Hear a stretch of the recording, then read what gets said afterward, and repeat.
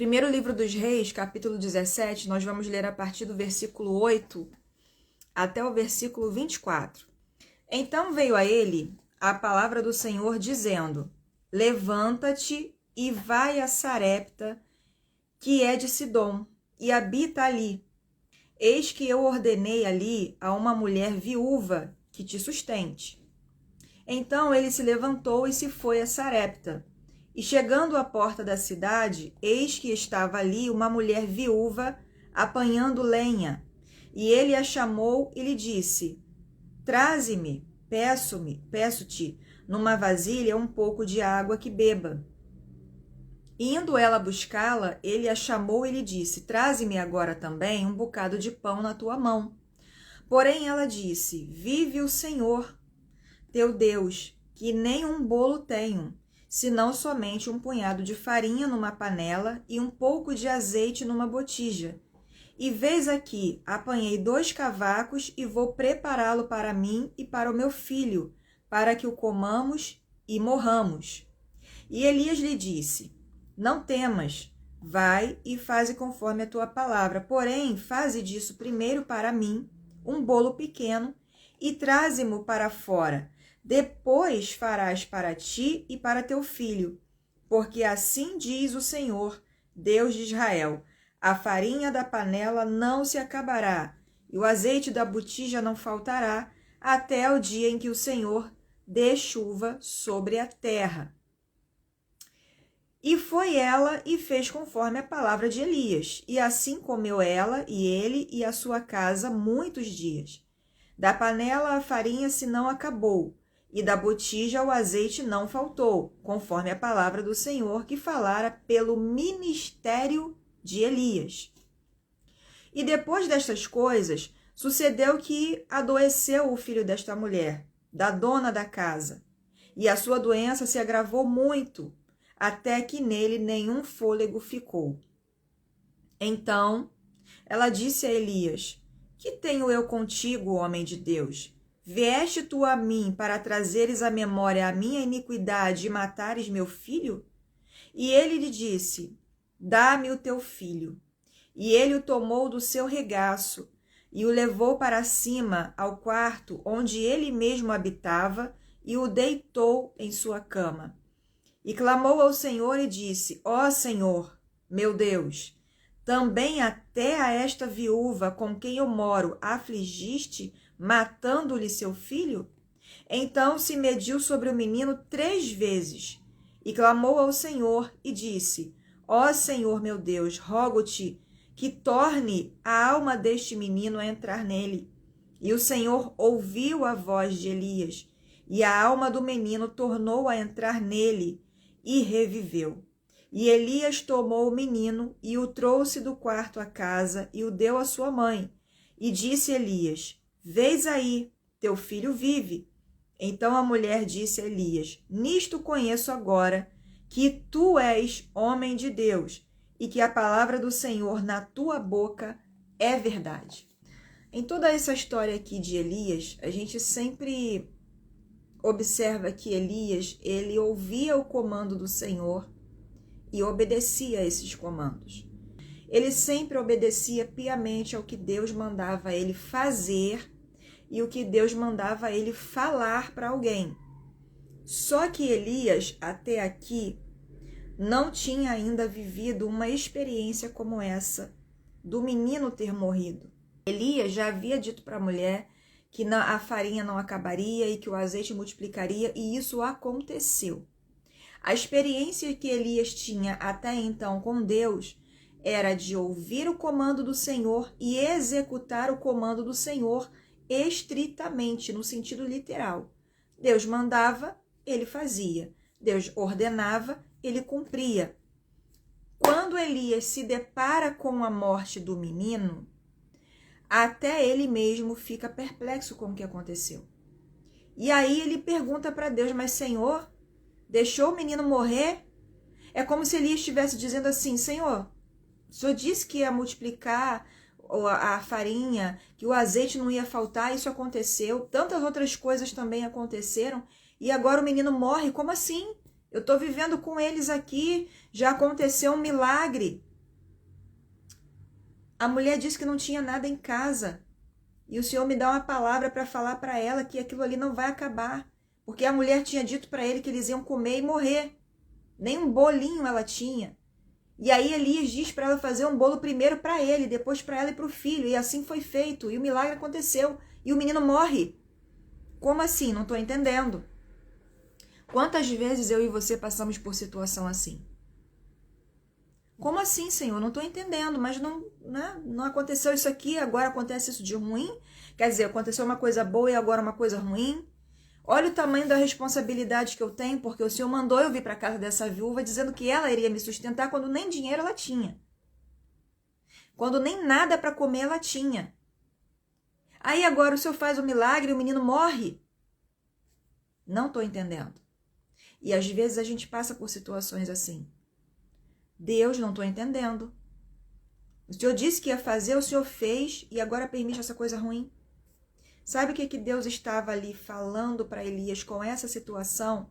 Porque nessa situação em específico da morte do menino, o texto não relata que Deus falou alguma coisa para Elias. O texto não relata que Deus deu um comando para Elias sobre a morte do menino. Mas Elias, por sua vez, precisou tomar uma atitude. Ele precisou fazer alguma coisa. Ele precisou usar a sua fé.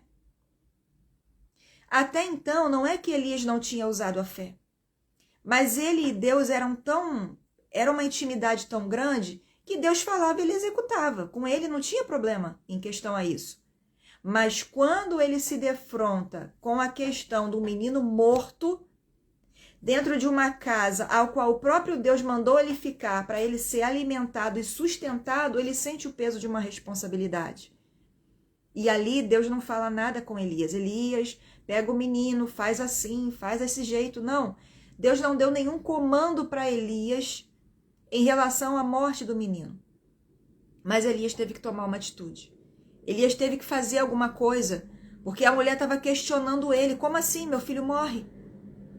Acaso você veio aqui para me lembrar dos meus pecados, das minhas iniquidades e deixa o menino morrer? O que está acontecendo, profeta? E lembra que aqui, no versículo 16, a palavra expressa muito bem afirmando que o Senhor falara pelo ministério de Elias. O ministério de Elias. Você sabe qual é o teu ministério? Você sabe para que Deus te chamou? Você sabe o que você precisa desenvolver no reino? É para pensar. Você já sabe que dom você tem? Qual é o teu chamado? Qual tem sido o teu propósito? Como é a forma como Deus te usa? De que maneira Deus te usa para pessoas em lugares? Você já descobriu isso? Porque aqui Deus estava afirmando, atestando e constatando o ministério de Elias. Está escrito no finalzinho do versículo 16. O Senhor falara pelo ministério de Elias. Você já descobriu qual é o seu? Ana Paula, eu não tenho ministério, eu não tenho dom para pregar, eu não tenho dom para louvar, eu não tenho dom para evangelizar, mas você tem um dom. Você tem um dom, porque todos nós temos um dom. Tem gente achando que pregação é só no altar. A pregação é onde você estiver. À medida que você abre a boca e você fala da palavra, você fala do Cristo, você está pregando. Você não precisa de microfone e altar, e caixas de som, e uma aparelhagem de som. Você só precisa falar. E o falar já é uma pregação. Abrir a internet, abrir uma live para falar da palavra já é uma pregação. E quantas vidas você pode impactar, afetar, atingir, alcançar pelo desenvolvimento daquilo que Deus coloca na sua mão para fazer. Porque Deus havia chamado Elias não para uma coisa fácil. E o evangelho não é de facilidade.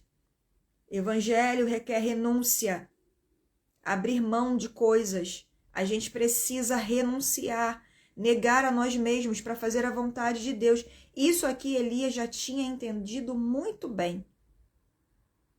Isso aqui já estava muito bem entendido para Elias.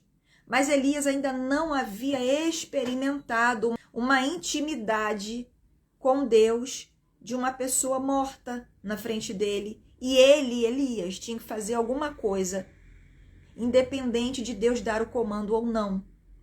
Porque existem situações que não vai precisar Deus dar o comando, porque já está muito claro. O desenvolvimento, o acontecimento das coisas já estão muito óbvias. Então é a gente que tem que tomar uma atitude diante das situações que a gente vive. Tem gente esperando Deus responder o que já está muito claro. Deus está falando isso através dessa palavra. Tem gente esperando vir uma voz de trovão do alto céu e Deus bradando e vir uma fumaça, um vento, alguma coisa sobrenatural para falar o que já está óbvio, já está claro. Elias prontamente percebeu que o que ele tinha que fazer era um movimento em relação àquele menino. Ele ora a Deus, ele clama, ele roga a Deus para que o menino volte a ter vida. Mas antes disso, ele teve que tomar uma atitude. Até porque ele estava sendo questionado pela mãe do menino. A mãe do menino estava querendo entender que negócio é esse do filho dela morrer. E Elias, por sua vez, também estava perplexo com aquela situação. Está na hora de você fazer a sua parte. Deus faz a parte dele. Deus já está fazendo a parte dele, mas e a sua? Use a fé. Está na hora de crescer na fé. É claro que nós temos que ser conduzidos por Deus, óbvio. Mas existe coisa que nós temos que tomar a decisão. Nós é que temos que nos posicionar. Nós é que temos que dizer sim ou não, ou afastar ou aproximar. A gente que vai ter que decidir. Elias, até aqui, até esse ponto, Elias já tinha experiências com Deus, mas não nesse nível. Deus está chamando pessoas aqui para um nível mais profundo de intimidade com Ele. Se você acha que você já viveu coisas extraordinárias, você pode viver muito além do que você já viveu com Deus até aqui. Se você acha que o que você já experimentou na esfera sobrenatural é tudo, eu digo para você que não é tudo. A Bíblia nos declara, nos afirma que tem muito mais do que isso que a gente já viveu. Não para por aí, não é só isso. Deus tem mais para fazer através de você. Existem pessoas à sua volta que precisam que você se posicione para que o Senhor se manifeste no meio. Deus quer profundidade. Deus quer intimidade, que o nível seja elevado. Mas para o nível ser elevado, a gente precisa descer. Elias entendeu prontamente que ele precisava se colocar de alguma forma diante daquela situação. Diante do menino e da mãe do menino. Na casa que o acolheu, ali só moravam a mulher e o filho. Ela era viúva, não tinha mais marido. E o menino morre. O único filho da viúva morre. Elias se coloca diante da situação, deita sobre o menino por 3 vezes, clama a Deus, Deus ouve Elias e o menino retorna à vida. Elias ainda não havia se posicionado. Ele só obedecia aos comandos. E tem gente obedecendo o comando de Deus sem se posicionar. Pode isso, Ana Paula? É possível? Sim, tá aqui. Tá fazendo, tá seguindo, mas não está se colocando. É diferente. Não está se posicionando dentro daquilo ali, dentro daquela situação. E aí Deus chama Elias para uma intimidade maior. Deus chama Elias para uma experiência mais profunda. Elias, agora você tem que fazer alguma coisa. Já entendi que você é obediente, que você faz tudo que eu mando, que você manda o recado para quem eu estou mandando você falar. O menino morre. E agora, Elias, o que você faz? Chora e lamenta junto com a viúva, murmura junto com a viúva, reclama junto com a viúva, triste junto com a viúva? Não. Ele se posiciona e vai para cima. Não queira continuar como um bebê sendo carregada por Deus. Posicione-se, tome atitude. Deus vai permitir coisas ruins acontecerem para que você se posicione, para que você cresça e fortaleça a sua fé em Deus. Porque a nossa fé em Deus precisa ser firme e inabalável. E se Elias não tivesse esse nível de fé em Deus, talvez ele duvidasse de que o menino poderia reviver. Muitas vezes a gente está na presença de Deus fazendo, mas não está com fé. Ou tem uma fé só até a segunda página. Dali para lá a fé esmorece. Então Elias precisava fazer alguma coisa. E aí Deus deu a ele a oportunidade de fazer o quê? Colocar a fé em ação. Elias precisou usar a fé, porque ele já sabia obedecer aos comandos do Senhor. Mas agora ele como profeta, desenvolvendo o seu ministério, precisava usar a sua fé. Aqui Elias já tinha sido alimentado pelos corvos. Deus mandou os corvos, e até ali era comando de Deus. Vai lá, em tal lugar, faz assim, faz desse jeito, faz dessa maneira, fala com fulano, fala com ciclano. Ele foi só obedecendo, ele foi só fazendo. Mas quando chegou na morte do menino, não teve comando de Deus. Foi assim com Jesus antes da sua morte de cruz. Deus se calou para ele. Quando Jesus chegou naquele ápice do Pai, se for possível, afasta de mim esse cálice, Deus se calou, nenhuma palavra disse. Porque Jesus precisava passar por aquilo ali, havia propósito. Eu quero dizer para você uma coisa da parte de Deus. Tem propósito na escassez, tem propósito no deserto, tem propósito na falta. Tem propósito em algumas situações ruins que acontecem. Tem coisa que é Deus que está permitindo acontecer para você acordar e usar a sua fé. Elias teve que usar a fé. Porque ele até ali estava sendo carregado ministerialmente. E ele precisava ter uma ação. E aqui a gente entende que foi uma preparação. Porque no capítulo 18, que é o seguinte, o que acontece com Elias? Ele vai lá enfrentar quem? Os 450 profetas de Baal. E aí o menino morre como uma preparação de Elias para usar a fé. Elias ia enfrentar algo muito mais duro, colocando em alguns termos, muito mais difícil até. Deus vinha carregando ele. Elias fala, Elias faz, Elias vai, Elias vem, Elias fica, Elias isso, e ele obedecendo. Até que ele se depara com a morte do menino. E a morte desse menino foi a preparação, porque logo adiante vieram os 450 profetas de Baal. E o que aconteceu? Todos eles foram exterminados. Mas houve uma preparação antes. As preparações de obediência à execução dos comandos de Deus que Elias vinha fazendo e a preparação no uso da fé quando se trata de uma morte, a coisa muda de nível. Depois dele dizer, Senhor, olha o que ele diz assim, meu Deus, até também esta viúva com quem eu moro, afligiste matando-lhe seu filho? Senhor, tu permitiu o filho da mulher morrer, já é viúva, não tem mais marido, e morre o único filho. Porque, obviamente, a mente de Elias deve ter ido lá, né, na questão de que a viúva o abrigou. Deus tinha falado com ele que ela abrigaria? Falou. E ele acreditou, tanto que ele foi. Mas a mente dele deve ter ido nisso. Peraí, mulher viúva, não tinha dinheiro, não tinha nem o que comer, só ela e o filho morando nessa casa, a mulher me acolhe, me recebe, acredita que no milagre da botija de azeite e da farinha, o milagre acontece. E agora, Senhor, se eu deixo o filho da mulher morrer? Então, peraí, eu tenho que fazer alguma coisa. E aí ele se coloca na situação. E o menino vive. O menino torna a vida. Talvez Deus tenha permitido morrer alguma coisa diante de você, na sua vida, para que você tome uma atitude. Talvez Deus tenha permitido chegar a algum tipo de escassez ou de falta. Talvez Deus tenha permitido que você tenha chegado a um nível de que alguém que você nunca imaginou esteja te ajudando para você se colocar.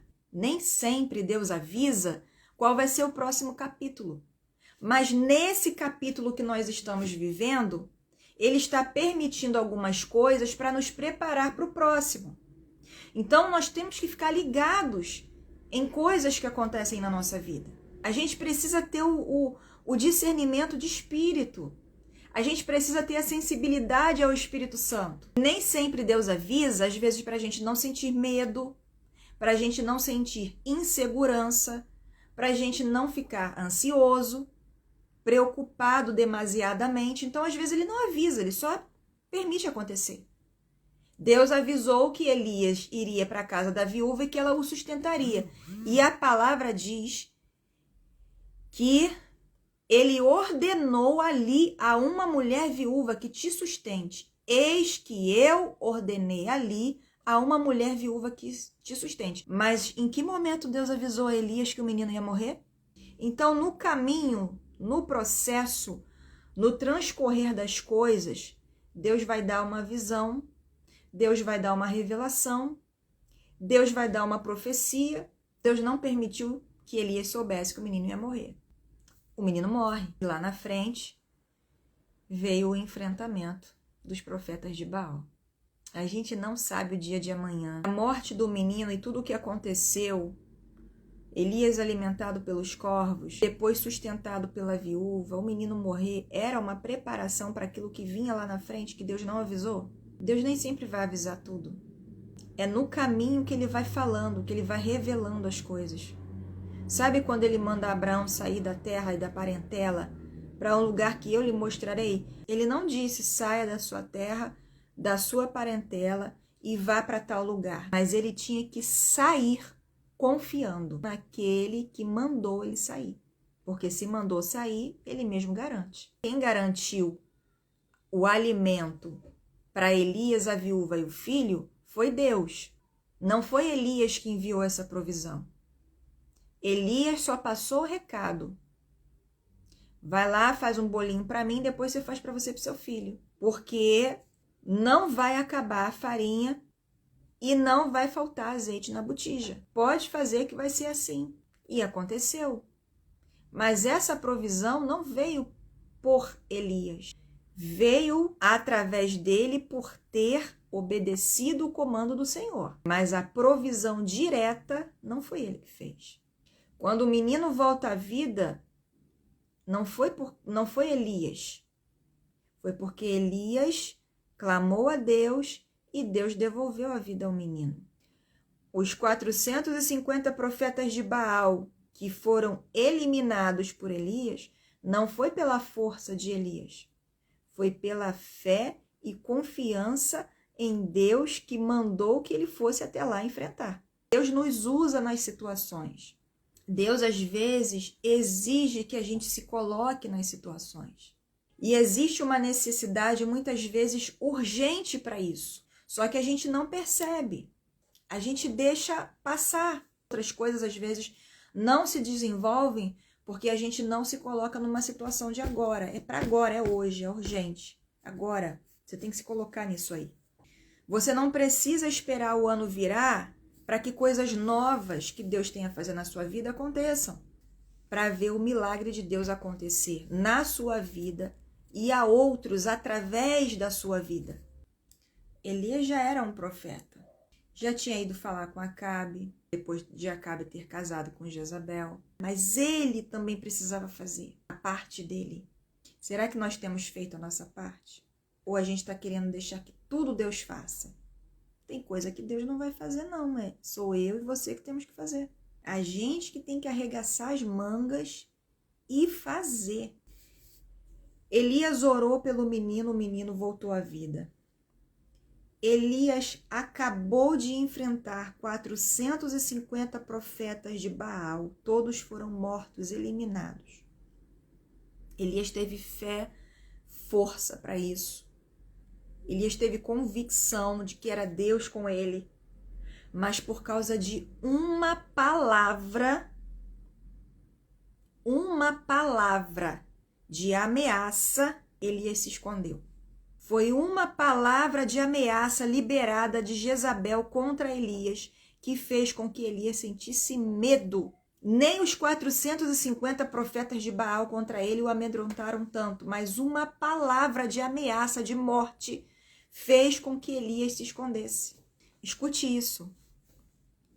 Guarde o teu coração de palavras de ameaça contra você. Peça a Deus para blindar o teu coração contra palavras de ameaça que lançam contra você. Contra palavras que maldizem a seu respeito. A Bíblia diz que a nossa luta não é contra carne e sangue. Ela é na esfera espiritual. E palavra não se pega. Algo não palpável e não visível aos olhos, porém com uma força maligna tamanha, fez com que ele sentisse medo. E ele ficou oprimido por essa palavra de ameaça. Deus está falando com alguém aqui, para que você se blinde, que haja hoje uma blindagem espiritual contra toda palavra contrária em relação a você. Que elas não tenham efeito contra a sua vida, sobre sua vida. Que elas não ganhem força para alcançar a sua mente e o seu coração. Elias soube se colocar em tantas situações, mas quando foi algo diretivo a ele, relativo à sua morte física, porque foi isso que Jezabel disse. Já que você matou os meus profetas, então agora vamos ver se você continua vivo. Basicamente foi isso que ela quis dizer. Vamos ver se você não morre também. Vamos ver até onde você vai com isso. Vamos ver se você realmente consegue fazer. Vamos ver se isso daí realmente vai dar certo. Às vezes não é com palavra verbal, mas é com gesto, é com olhar, é com atitudes que isso fica no ar. Não deixe que isso te ameace a ponto de você parar e se esconder. Não deixe que o espírito de Jezabel te ameace e que te alcance, que te abocanhe. Não permita isso, em nome de Jesus. Porque nós estamos falando de um profeta, homem de Deus. Título não te protege. O título pelo título não te protege, não me protege.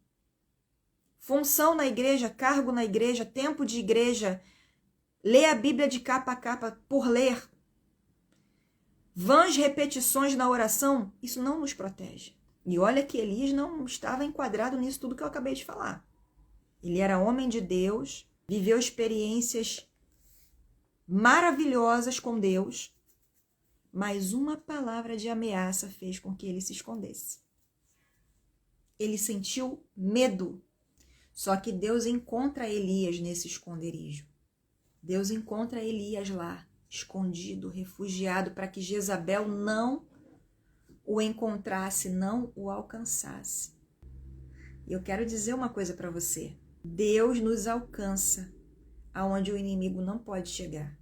Reflita sobre isso. Será que o inimigo tem te ameaçado, tem usado pessoas para lançar certas ameaças contra você? Será que tem pessoas à sua volta desacreditando do que você é capaz de fazer? Talvez não apoiando o teu trabalho, o teu ministério, porque quer enfraquecer você para que você não vá adiante com isso. O inimigo nos ataca porque ele já foi vencido, porque ele já está derrotado. Esse é um dos motivos pelo qual ele nos ataca. Ele já está derrotado e ele já sabe muito bem qual é o destino eterno dele. Só que nós estamos aqui lutando para ir para um lugar o qual ele não tem mais o direito de estar. Ele já saiu de lá, ele já foi expulso de lá. Então ele vai fazer força usando pessoas, situações, circunstâncias para nos sufocar, para nos amedrontar, para nos colocar em situação de vulnerabilidade, para que a gente enfraqueça, para que essa força que a gente ganha com Deus venha se esvair, para que a gente sinta medo. Quando a gente vai para um enfrentamento que não é contra carne e sangue, nós precisamos estar revestidos pelo Senhor. O medo, ele enfraquece a gente, elimina as nossas forças, ele tira o vigor que a gente tem. Sabia que o inimigo sabe qual é o nosso ponto fraco? Ele sabe qual é a nossa fraqueza, a nossa vulnerabilidade. Muitas vezes ele sabe porque a gente deixa isso exposto. Às vezes o inimigo nos ataca na nossa fraqueza, vulnerabilidade, fragilidade, porque nós deixamos isso exposto. E aí é a brecha que ele precisa para nos atacar. Quem é mais vulnerável nas emoções, quem é mais vulnerável em alguma questão física de enfermidade, quem é vulnerável quando acontece alguma coisa com alguém da família, com o filho, com a mãe, com o pai. Ele vai atacar na nossa fraqueza e para ele não tem perdão. Acabou. A sentença dele já está decretada, porque o diabo pecou fora do corpo, não tinha corpo físico, ele pecou fora do corpo, não há perdão para ele. Por ele saber muito bem que está enquadrado nisso, ele vai ficar tentando contra mim, contra você, contra nós, de alguma forma, de algum jeito. Por isso que a gente tem que se blindar, a gente precisa fechar as brechas, a gente precisa se consagrar mais, se purificar, se santificar. Essa palavra é uma palavra direcionada para posicionamento diante de Deus. Você pode estar na igreja há 387 anos, você pode ser crente de carteirinha ali, mas você precisa aprofundar o seu relacionamento com Deus. Você precisa conhecer a Deus numa outra esfera, por uma outra ótica, que Ele mesmo nos proporciona esse conhecimento. As experiências que a gente vive dentro do nosso quarto, quando a gente vai orar, são experiências intransferíveis. É você e Deus. É único, é singular, particular, diretivo. É único. Ninguém vai viver uma experiência profunda com Deus igual a que você vive, ou já viveu, ou vai viver. Eu não vou viver uma experiência como a sua. Você não vai viver uma experiência como a minha. É muito íntimo, muito particular de cada um com Deus. E é essa particularidade, essa intimidade que Deus quer que eu e você tenhamos com Ele. Fiquem com Deus. Deus abençoe sua vida, sua casa, sua família, seus negócios. Deus abençoe.